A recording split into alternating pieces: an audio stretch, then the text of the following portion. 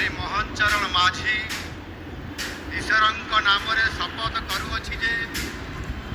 ମୁଁ विधि द्वारा प्रतिष्ठित भारतर संविधान प्रति श्रद्धा और निष्ठा रखिबी, भारतर सार्वभौमत्व और अखंडता रक्षा करिबी, ओडिशा राज्यर मुख्यमंत्री रूपे मोर कर्तव्य श्रद्धा और शुद्ध अंतकरण निर्वाह करिबी एवं बिना भय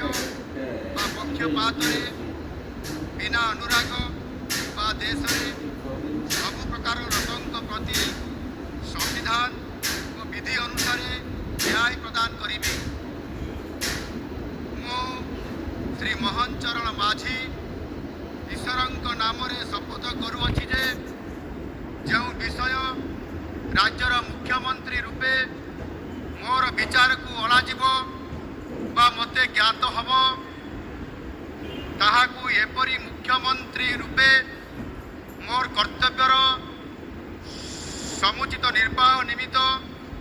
जेपरी आवश्यक हब तद्भिन्न प्रत्यक्ष बा परोक्ष भावे कौनसी व्यक्ति बा व्यक्ति मानू जणाइबी नहीं बा प्रकट करिबी नहीं।